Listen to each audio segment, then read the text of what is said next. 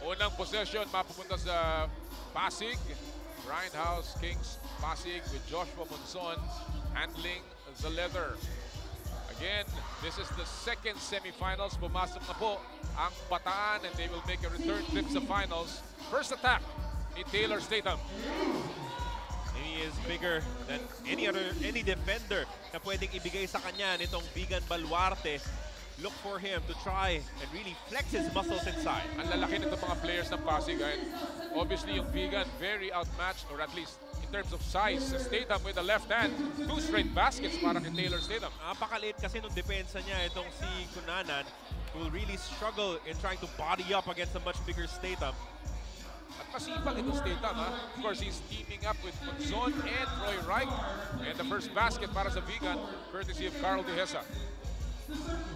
Taylor Statham looking for Troy Reich. Laban kay Joshua Webb. Statham this time from the outside. Wala. Rebound, makukuha ni Carl Dehesa. You know, there's no advantage there if you're Taylor Statham. Yes, you can make that long shot. Pero parang binubura mo yung sarili mong bentahe sa loob by settling for the jumper. Mauubusan ng oras dito ang Vigan. Yes, that's very true, Carlo. Kung ikaw malaki, you have to really use that advantage. Maybe your shooters can spread the floor and really take advantage of a one-on-one situation inside. Lalo na may kakampi kang Joshua Monzon. And Dylan Nabago, of course. Ngayon ay nasa bench. Monzon from the outside. First shot, wala. Ball is handled last pero tumama sa tuhod ni Carl Dehesa. Smart play, good effort mula kay Taylor Statham. Ang Vigan needs to keep it close. Yeah. Obviously, they cannot go into a shootout here. Statham drives again. Wala. Rebound ni Dehesa. Yung kasing laro natin in the first semifinals, itong San Juan Knights Go for Gold was baited into a shootout by the one Bataan Drisers. Kaya naman, that match only lasted for 4 minutes and 35 seconds. Tinapos na agad ng Bataan. Nakalimutan nila tumipensa eh. No? In the meantime, there's a technical here, whistled by the referee. They were already given a warning earlier for impeding their opponents from taking the ball out. Pangalawang infraction results to a technical foul. At ang titira ng technical foul, free throw, I see Carl Dehesa. That is our score early in this game. A lot of action still to come here. This is the semifinals ng Chooks to Go Pilipinas 3x3. Ay pasok ni Carl Dehesa ang technical free throw, cutting down the lead of the Kings to 1 point. Inbounding is Acuna. Isang katanungan din para kay Acuna, how is that leg? He was bothered with it in their last game. Naka-recover na ba siya? It was a very short break for Vigan. Patuloy na hinahawakan niya pagka may break in the action. But it doesn't seem like it's really bothering him at this point. Ito namang Grindhouse Kings, they secured their semi-final spot with a win. That game finished at 12:15 p.m. So napakahabang pahinga po para sa kanila. They should be the fresher team right now. Bola, pupunta kay Dehesa. Gagamitin ng kaliwa. Pasok. Hey, Vigan Baluarte not doing very bad. Tied ball game in the first 2 minutes. Over the backcourt, yung tira ni Joshua Monzon, and it'll go back to Vigan, and they're making those substitutions very constantly now. Jojo Cunanan back in the game. Webb, laban kay Taylor Statham. Tumihit, kinapik ni Monzon. Bola na babalik sa pupunta sa Pasig. Quick hands mula dito kay Monzon. He is very good in being a help defender. Palit na naman, substitution na naman dito ang Vigan. So they're really trying to rest everyone here. Ababo, slightly open, but he drives instead and he gets the layup. Balik sa isa lamang ng Pasig. Dehesa na kung libre-libre naman yun. Walang tumulong. Butas na butas yung depensa. Itong Pasig Grindhouse. But a good big from Joshua Monzon as he gets the end one play. First point ni Joshua Monzon in this game. Balikan lamang sa panik ng Pasig Grindhouse Kings. Of course, Joshua Monzon. A lot of people are expecting big things from this #1 pick na D-League. Playing for AMA, not performed very well in his first D-League game. Siguro tinatansya pa niya kung paano yung gameplay that league. Carl Dehesa draws a foul and he gets his own and one play. Very creative from Carl Dehesa. Put on the move, laban kay Joshua Monzon. Watch this again. Nice one. With the left hand, scoop shot. Drawing the foul. And one play. Pagkakataon ng Vigan na tumabla na naman. Carl Dehesa can be an MVP candidate of this league. That is definitely correct. Especially if he helps lead his team to the finals, that will be a big achievement for this Vigan squad.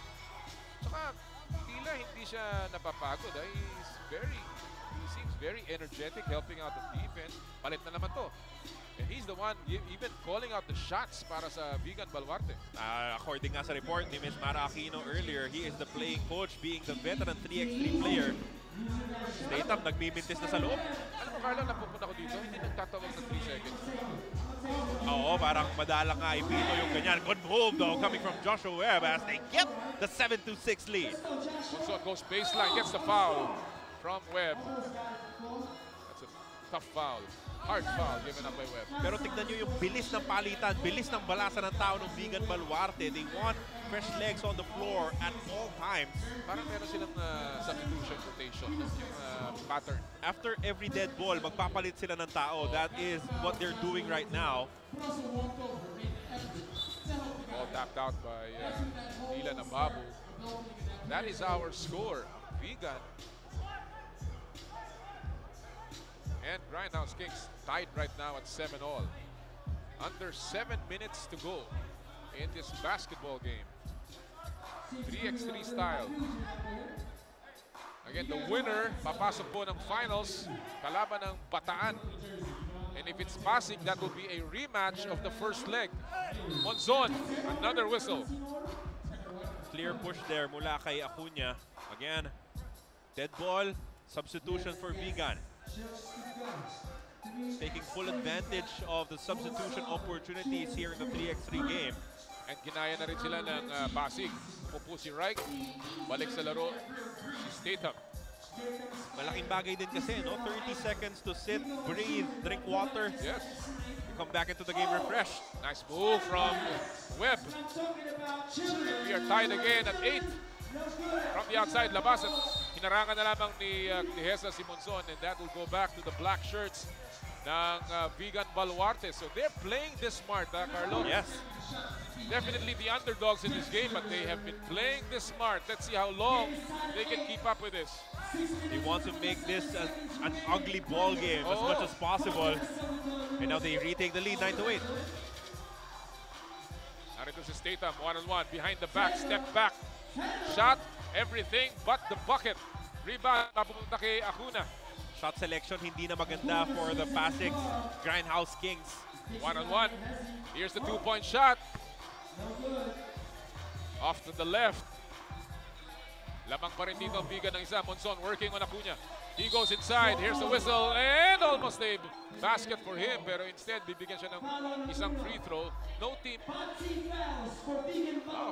team fouls na ngayon ng Vigan. So no team is still, they're still working on their penalty situation here. Very important yung penalty situation. Monzon. And Monzon has done a very good job of challenging the interior defense nitong Vigan Baluarte, drawing fouls inside. Tumira sa labas si Dehesa. Mintis. Nakuha ni Monzon ng rebound. Working now on Spider Webb. Goes inside. Sapal ni Joshua Webb. Good defense. Now it's Webb's turn. Misses that one.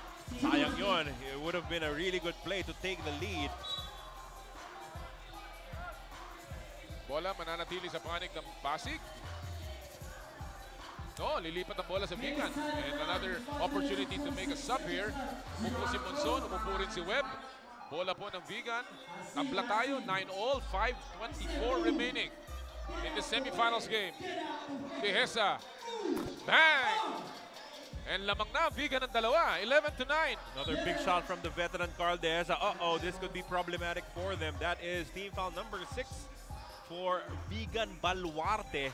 They'll have to keep it clean from this point on. Napakarami pa yung oras na nalalabi, but they get a stop right here. Ganda nung agaw ni Dehesa. He anticipated the pass, outside shot ni Cunanan. Wala, masyadong malakas. Statham with the rebound. Working on Acuna. Inilabas kay Monzon. Now he takes the two. Yes! Tabla tayo, 11-all. This is gonna be close. Vigan playing their cards well here. Will they make the upset? Dehesa, crossover. There's a foul by Dylan Ababu. Foul number 3 for the Grindhouse Kings of Pasig. Not a problem for them thus far. Patuloy ang balasa ng tao nitong Vigan. Here's that shot by Carl Dehesa. That two-point shot is brought to you by Chooks to go, ang nag-iisang manok ng bayan. Back to live action.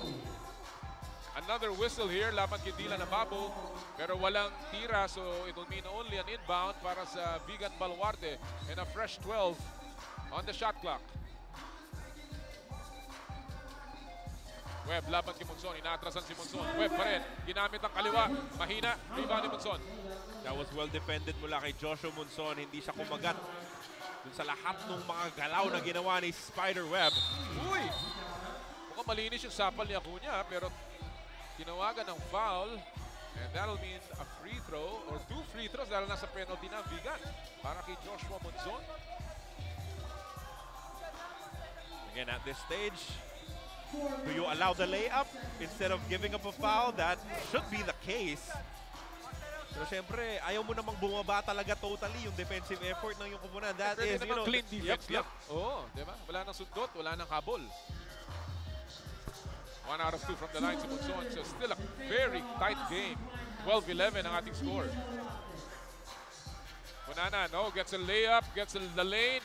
Malayo kanya layup. And it will go back to the Grindhouse Kings Pasig side. Na mag-uusap yung ating mga referees to decide kung kanino ibibigay yung bola. That is our score with only 4 minutes and change here. Napaka-dikit po nitong laban na to. Dalawang kupunan na nag-ahabol ng puntos, nag-ahabol ng final stint, nag-ahabol ng 100,000 piso. Inilabas ang pasa, walang tao doon. Si Statham pumasok and a turnover laban sa Pasig. You know, like what happened doon sa semifinals ng ating first leg. Dumidikit na talaga yung laban with the final 4 crescent. Oh, good move! Oy, sayang!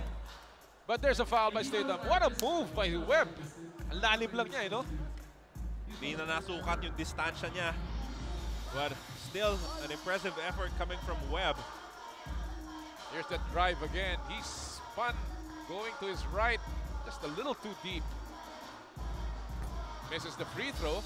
Big miss there. Babu. Tapal ni Webb. And here's Cunanan. Crossover. Nilabas kay Webb.